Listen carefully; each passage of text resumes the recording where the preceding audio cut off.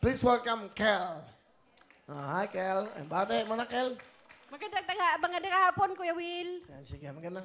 O, bumati ka sa iyong mga mahal sa buhay. Binabati ko po yung taga Maapag, Valencia City. Doon po ako lumaki. Sa mga pamilya ko po sa Jinsan, mga kapatid ko, mga kasama ko sa trabaho, sa Worte Transport, sa Bartibis, lahat. At Driver saka, ka? Opo, Ano, bus? bus driver po. Talaga? Bus ever? Opo. Ano ang biyahe? Ayala Fairview po. Ayala, Fairview. Fairview. Ang layo, ah. Opo. Pero bakit mo nagusto maging isang driver ng bus? Opo. Ang asawa ko kasi isang polio victim, hindi po niya kayang mag-drive ng bus. At saka ito lang din po yung, kumbaga, skills ko. Kaya ito na lang po pinasok ko. Ano ba dati mong trabaho bago ka maging driver? Nagnenegosyo po kami dati, kaso bumagsak. Nagbakasakali pong, pumunta ko sa Manila, nagbakasakali pong makapuhunan uli. Tiga Jensen kayo. Opo. Ilan ang anak? 3 po. Okay. Wala kayong biyahe ngayon. Nag-absent lang po. Magkano kita ng isang katulad mong driver? Ano ba yan? Arawan ba yan? Porsyento po kami araw-araw po. sir. Magkano sa isang araw? Makasahod po kami 1,000. So, 1,000 take home na yun o may gastos ka pa? May gastos pa po. So, Tapos mga- may bawas pang kasban. Mga magkano nga mauwi mo? 700 po. 700 lang. Opo. Dapat nararamdaman mo to. Dapat nadidinig mo to eh. Para sabihin mo sa Panginoon, maraming salamat to. At di ba? Ang buhay ko ay maginhawa. Di ba? Kayo yung mga inspirasyon din. Salamat po. Di ba? Tama yun. Sige, pakilala mo, Miss Kwel, ang iyong kasama. Pinapakilala ko po yung panganay kong anak, si Seiji. Si Hello Jay. po, Kuya Will. Okay, si Jay. Ilang taon ka na?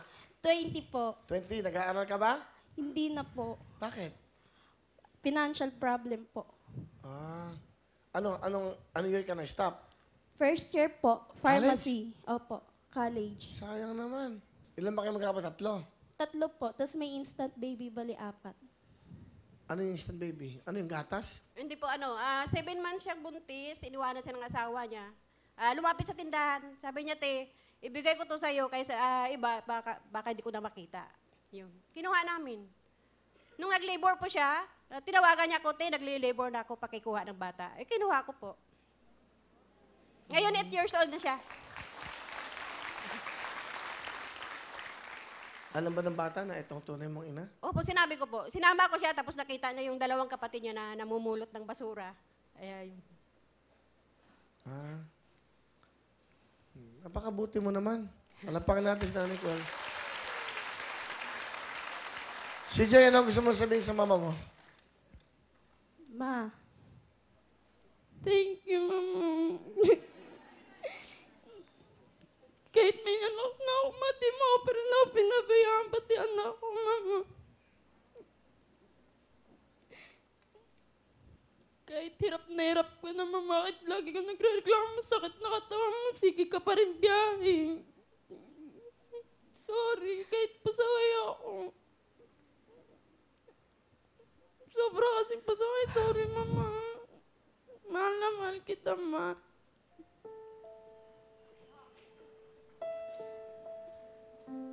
Nak, okay lang yan, nak.